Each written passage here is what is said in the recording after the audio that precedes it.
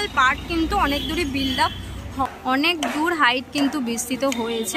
আয়রনের সব স্ট্রাকচার রাখা আছে, বিশেষ কাজ এগোয়নি, তবে ভিতরে কিন্তু কাজ চলছে। এই ঠিক জায়গাটায় কিন্তু মাতৃ প্রতিমা থাকবে। হ্যালো বন্ধুরা, তো কেমন আছো তোমরা সবাই? আমি আজকে চলে এসেছি তোমাদের জন্য আরো একটা নতুন ভিডিও নিয়ে। এই মুহূর্তে কিন্তু রয়েছে সাউথ কলকাতার কালীঘাট টু রাসবিহারী এরিয়ার মধ্যেই কিন্তু রয়েছি। তোমাদেরকে আজকে যেখানে নিয়ে যাব সেটা হচ্ছে ত্রিধারা বালিগঞ্জ কালচারাল আর সমাজসেবী। পর এই তিনটে পুজোর প্রস্তুতি তোমাদেরকে দেখাবো, যতটা দেখানো যায় চেষ্টা করব বাইরে থেকে সেটুকুই দেখানো। আসতে হলে তোমাদের নিয়ারেস্ট মেট্রো স্টেশন হচ্ছে কালীঘাট, আর ট্রেন স্টেশন বলতে পারি বালিগঞ্জ। যারা ট্রেনে করে আসতে চাইছো তারা বালিগঞ্জ হয়ে আসতে পারো খুব ইজিলি। ক্রসিং, ত্রিধারার ক্রসিং, আর ওই দিকে গেলে ত্রিধারা, এই দিকে হচ্ছে বালিগঞ্জ কালচারাল আর সমাজসেবীর পুজো। বিহারি থেকে গড়িয়াহাটের দিকে যেতে বাঁ ফুটে পড়বে ত্রিধারা, আর ডান ফুটে পড়বে বালিগঞ্জ কালচারাল আর সমাজসেবীর মণ্ডপ।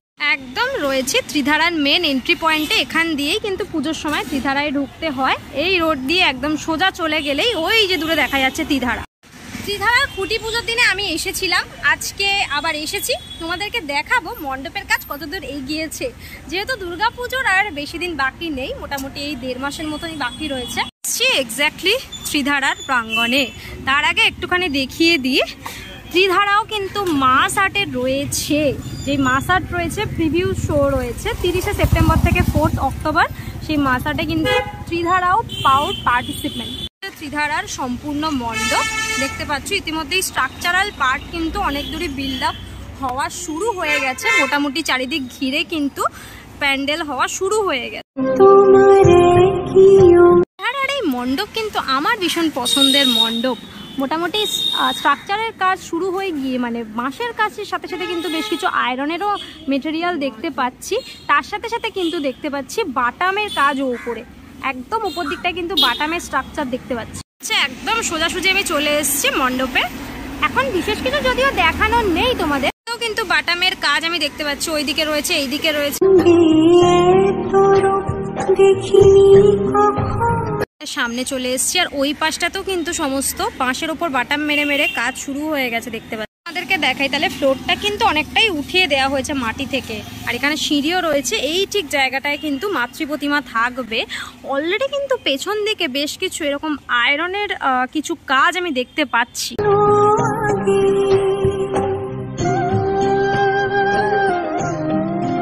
হচ্ছে ফ্লোর, আর হাইটটাও কিন্তু বেশ অনেকটাই বিল্ড আপ হয়েছে যেটা দেখতে পাচ্ছি মোটামুটি। আর মণ্ডপের একদম সামনে রয়েছে। আমি ত্রিধারার খুঁটি পুজোতে এসেছিলাম, উল্টো রথের পুণ্যতিথিতে কিন্তু ত্রিধারার খুঁটি পুজো সম্পন্ন হয়েছিল। তখন কিন্তু থিম ওনাদের রিভিল হয়নি, থিম কিন্তু রিভিল হয় ওনাদের প্রেস মিট হয়ে, তারপরে কিন্তু থিম রিভিল হয়। প্রত্যেকবারের মতো এবারেও জানতে পারবো আমরা ত্রিধারায় কি থিম হতে চলেছে। রয়েছে ব্যাকগ্রাউন্ডে খুঁটি, যে খুঁটি পুজোর দিন যে খুঁটিটা স্থাপন করা হয়েছিল সেই খুঁটিটা ওখানে রয়েছে। এই খুঁটি ধরেই পুরো সমগ্র মণ্ডপের সূচনা হয়েছে। তোমাদের জুম করে বিষয়টা দেখাই, এদিকে কিন্তু বেশ কিছু এরকম আয়রনের সব স্ট্রাকচার রাখা আছে রেডি করে করে, যেগুলো কিন্তু মণ্ডপেরই বিভিন্ন অংশে আমরা ইনস্টলেশন হতে দেখতে পাবো।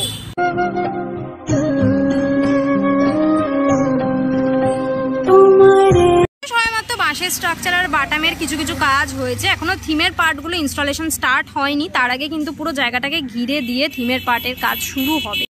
একটু যদি জুম করে তোমাদের বিষয়গুলো দেখাই তাহলে দেখতে পাবে এইরকম টাইপের বেশ কিছু আয়রনের জিনিসপত্র রয়েছে যেগুলো কিন্তু রাখা আছে ভিতরে। এগুলোই কিন্তু ধীরে ধীরে মণ্ডপের ইনস্টলেশনের কাজে ইউজ করা হবে।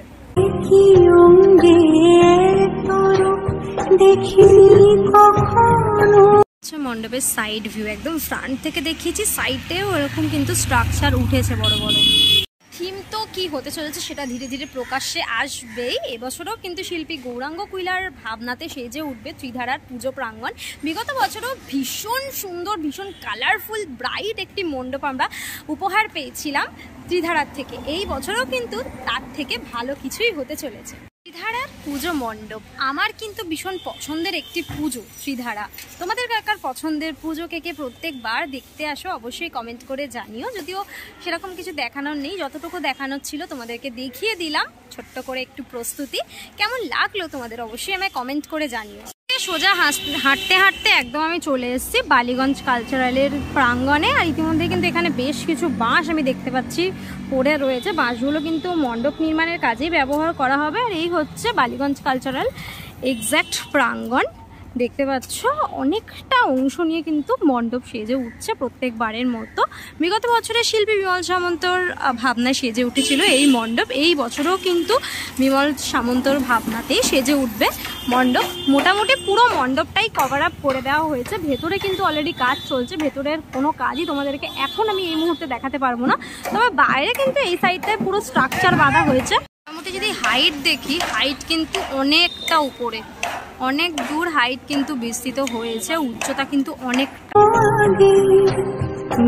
এদিকে হচ্ছে মূল মণ্ডপ, এইদিকে কিন্তু মাতৃ প্রতিমা থাকে। মেন মণ্ডপটা এখানে। যদি তোমাদের উপরের হাইটটা দেখাই, আশা করি তোমরা এবার বুঝতে পারছো কতটা দূর বিস্তৃত রয়েছে হাইটটা। আর এইদিকে সমস্ত বাঁশের স্ট্রাকচার কিন্তু রয়েছে। তার সাথে সাথে মাঝখানে কিন্তু আয়রনেরও বেশ কিছু রড দেখতে পাচ্ছি বাঁধা রয়েছে, মানে আয়রনও কিন্তু ইউজ করা হচ্ছে। তার সাথে সাথে বাঁশের স্ট্রাকচারও রয়েছে।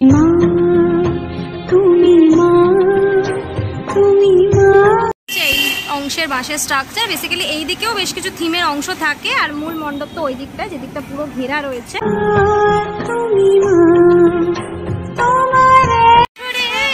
বালিগঞ্জ কালচারাল অ্যাসোসিয়েশনের যেটা উপস্থাপনা, সেটা হচ্ছে আরশি নগর। আরশি নগর কেমন ভাবে সেজে উঠবে বা এক্স্যাক্টলি কি মিন করা হয়েছে আরশি নগর বলতে, সেটা আমাদেরকে জানতে হলে আরেকটু তো অপেক্ষা করতেই হবে। মোটামুটি রিভিল হওয়া অবধি তো অপেক্ষা করতেই হবে। ধীরে ধীরে যখন থিমের কাজগুলো শুরু হয়ে যাবে, তখন আশা করি কিছুটা হলেও স্পষ্ট হবে বিষয়টা। কালচারালের মণ্ডপ দেখে সোজা আরেকটু ডান দিকে এগিয়ে এলেই কিন্তু বাঁ দিকে ঘুরলেই এই হচ্ছে সমাজসেবীর প্রাঙ্গণ। মণ্ডপের একদম সামনের অংশে আমি কয়েকদিন আগেও এসেছিলাম, তোমাদের দেখিয়েছিলাম। থিম উন্মোচন ছিল সেই দিনে।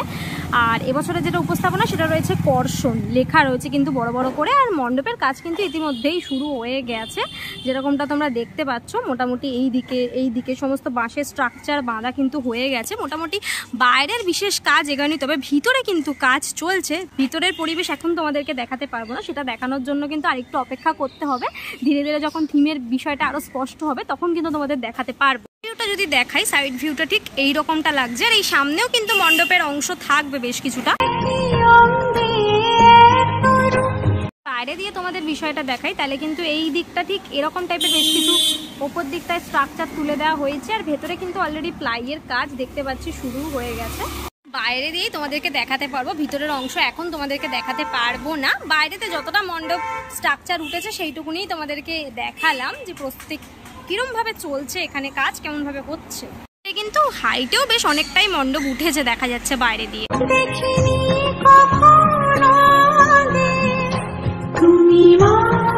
এবারের উপস্থাপনা কর্ষণ।